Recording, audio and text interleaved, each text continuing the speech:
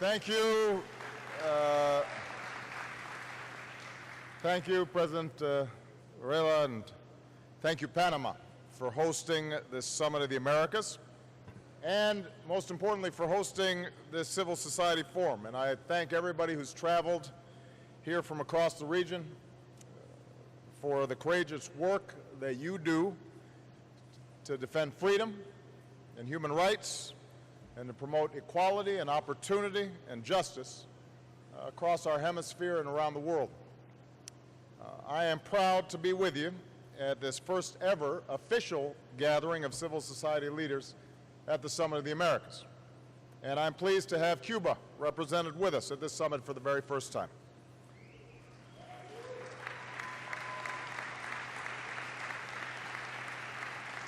Now, we're here for a very simple reason. We believe that strong, successful countries require strong and vibrant civil societies. We know that throughout our history, human progress has been propelled not just by famous leaders, not just by states, but by ordinary men and women who believe that change is possible,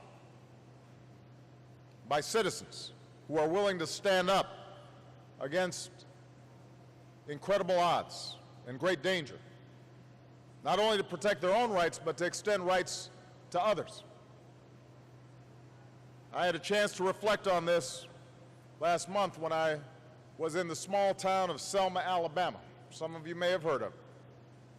It's a place where 50 years ago, African Americans marched in peaceful, nonviolent protest, not to ask for special treatment, but to be treated equally in accordance with the founding documents of our Declaration of Independence,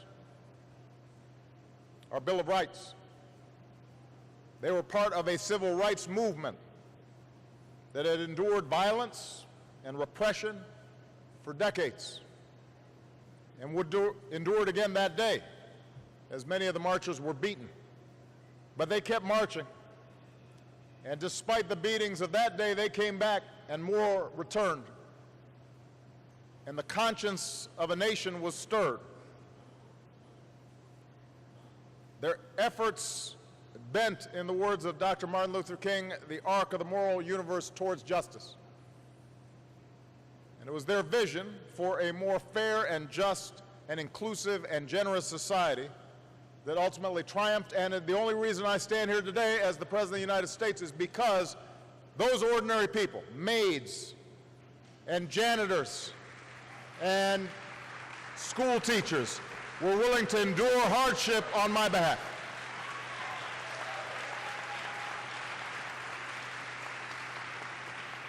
And that's why I believe so strongly in the work that you do. It's the dreamers, no matter how humble or poor or seemingly powerless, that are able to change the course of human events. We saw it in South Africa, where citizens stood up to the scourge of apartheid. We saw it in Europe, where Poles marched in solidarity to help bring down the Iron Curtain. In Argentina, where mothers of the disappeared spoke out against the dirty war. It's the story of my country, where citizens worked to abolish slavery and establish women's rights and workers' rights and rights for gays and lesbians. It's not to say that my country is perfect. We are not, and that's the point.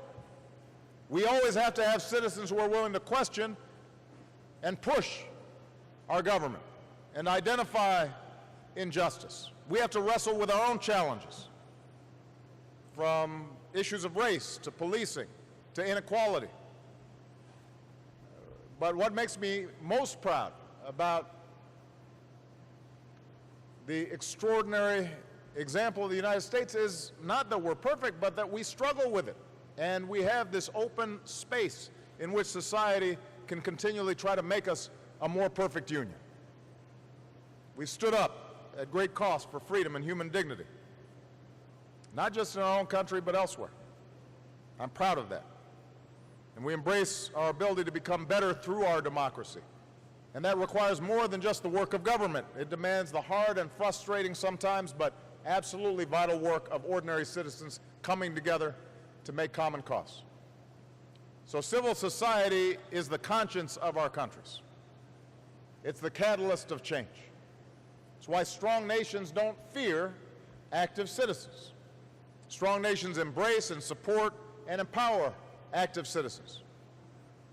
And by the way, it's not as if active citizens are always right. They're not. Sometimes people start yelling at me or arguing at me, and I think you don't know what you're talking about. But sometimes they do. And the question is not whether they're always right. The question is, do you have a society in which that conversation, that debate can be tested and ideas are tested in the marketplace? And because of the efforts of civil society, now, by and large, there's a consensus in the Americas on democracy and human rights and social development and social inclusiveness. Now, I recognize there's strong differences about the role of civil society, but I believe we can all benefit from open and tolerant and inclusive dialogue. And we should reject violence or intimidation that's aimed at silencing people's voices. The freedom to be heard is a principle that the Americas at large is committed to. And that doesn't mean, as I said, that we're going to agree on every issue.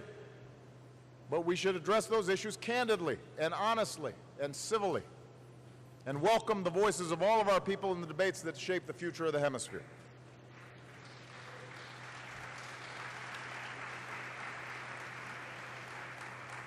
Just to take one example, as the United States begins a new chapter in our relationship with Cuba, we hope it'll create an environment that improves the lives of the Cuban people.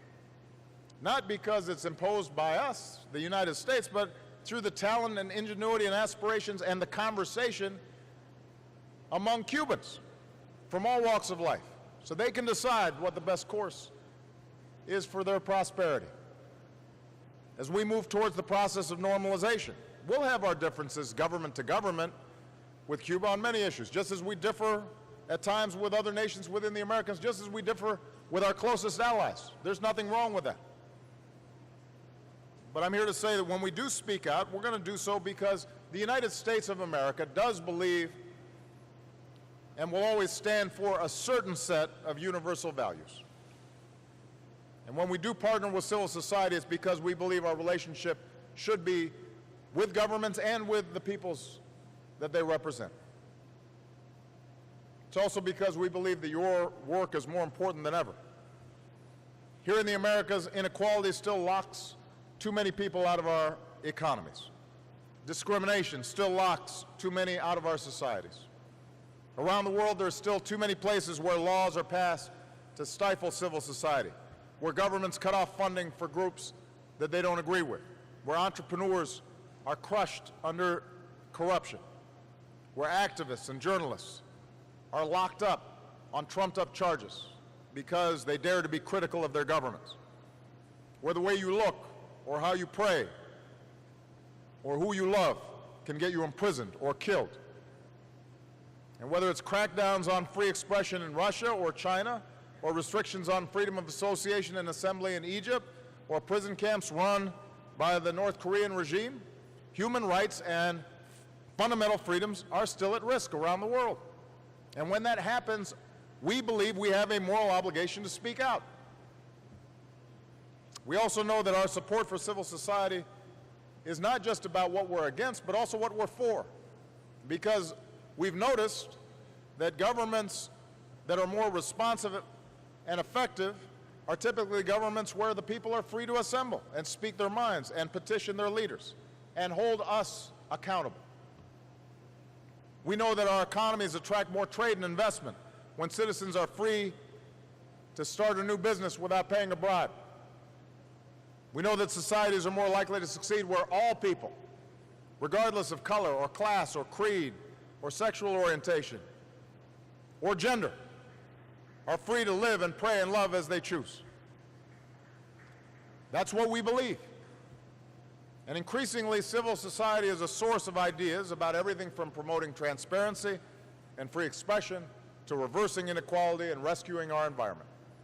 And that's why, as part of our Stand with Civil Society initiative, we've joined with people around the world to push back on those who deny your right to be heard. I've made it a mission of our government not only to protect civil society groups, but to partner with you and empower you with the knowledge and the technology and the resources to put your ideas into action. And the U.S.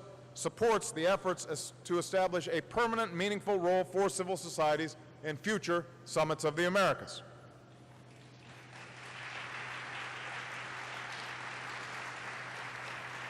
So, let me just say, when the United States sees space closing for civil society, we will work to open it. When efforts are made to wall you off from the world, we'll try to connect you with each other. When you're silenced, we'll try to speak out alongside you. And when you're suppressed, we want to help strengthen you. As you work for change, the United States will stand up alongside you every step of the way.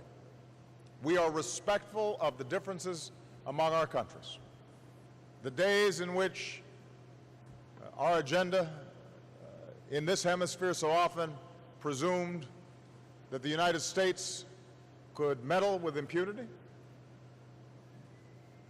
those days are past. But what it does mean,